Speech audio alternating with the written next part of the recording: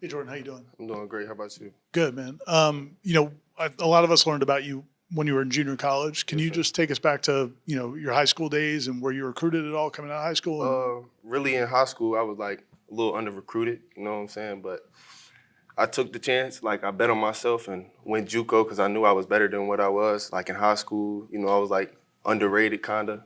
So I took the time to go to JUCO and change my life. Yeah. Front left, Chris Mee.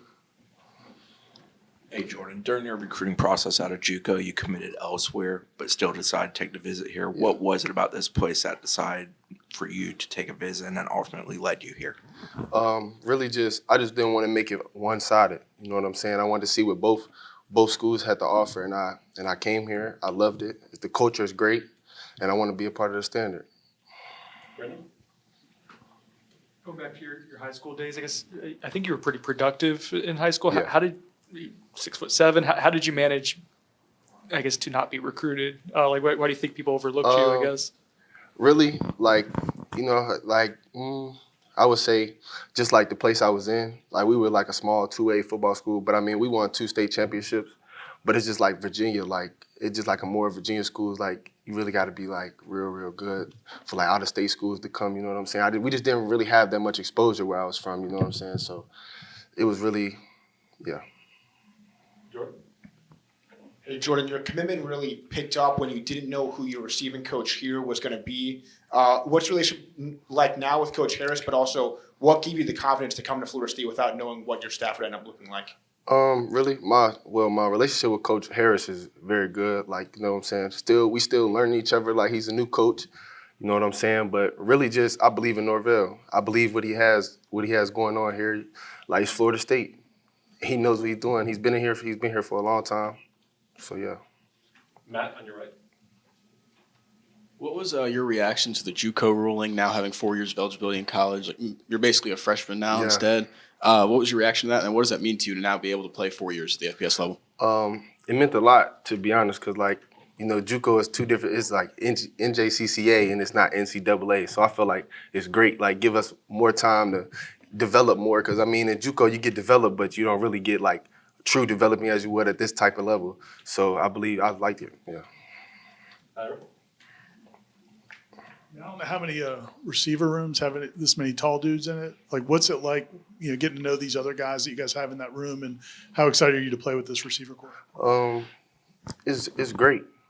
It's great. Like, just different type of receivers in the room, and I like how like Deuce is my height. He's 6'6", so he's been in college football for a pretty good amount of time. He played at USC, so I feel like I could take things from him. He could take things from me because we're both tall ceiling receivers, and everybody we play different games and like smaller receivers. So, but it's great though. And our relationship is great. Like we do stuff like you know what I'm saying, just like go get food or something, just building a bond together so we can stay close. Jordan. Following up on that, Florida State in recent history has had a lot of success with taller receivers like yourself. How much did that also play a role in your recruitment to come here? Oh, that definitely played a role in my recruitment for sure. Just the fact that somebody that tall, they invested in them, put their time in them, and like they made it happen, like for them to go to the NFL. So yeah. Jordan, when did recruiting started to blow up for you in your JUCO? And to follow up on that, the wide receiver question, has people? I have people just comparing you to Johnny Wilson, or because he's 6'7" as well. Have you ever spoke to him, or what are your thoughts of being compared to him? So the first question, Johnny Wilson. So I think being compared to him is not a bad thing because the production he made here, it was like a good production. So I believe it's not a bad comparison, but like, yeah, it's good. And then like the JUCO started picking up when, like after my third game, like I used to talk to coaches in the spring really, but they just wanted like game film, you know what I'm saying? So then after like my third game, like it just started picking up. It was like phone calls every day. So yeah. Brendan.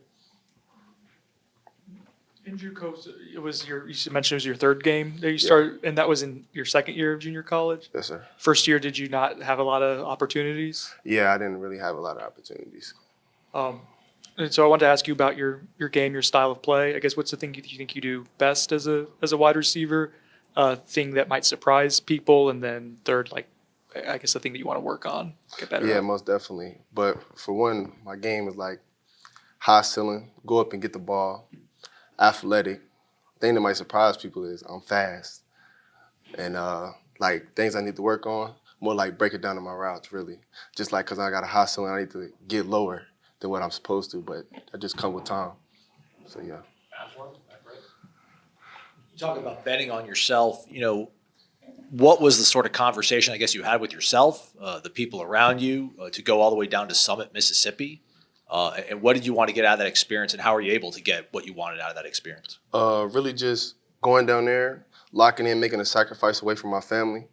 Going down there for a year, really locking in, trying to like change my life. But it was really a chip on my shoulder because out of high school, like I said, I was like the underdog kind of. So I went down there with a chip on my shoulder, and I had to make something out of it. Last one.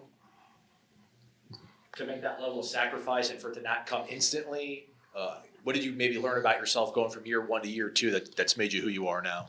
Really, JUCO, honestly, I'll say, really will mature you. Like, it'll definitely mature you, make you grow up faster because you don't have like the facilities or like the athletic trainers that everybody else has. Like, it'll really humble you, and I would never take any of this for granted. Like, all this stuff, I'm blessed. Like, I'm blessed for sure. Ira. Are there any takeaways from your first conversations with being around Coach Harris since you've been here? Just like what's impressed you about him so far? Really just how he cares about us, and like I said, like he wasn't a receiver coach, but he's really invested, and I believe he's going to do something great with this receiver room for sure. Last one. Do you have a sense of whether or not the coaching staff thinks you're physically ready to contribute? Do you have a sense if you're ready to contribute at this level from the jump? Most definitely for sure. Just with my high ceiling and like my game of play and just the dog. Anything else for Jordan? Okay, thank you. Appreciate it. Thanks, Jordan.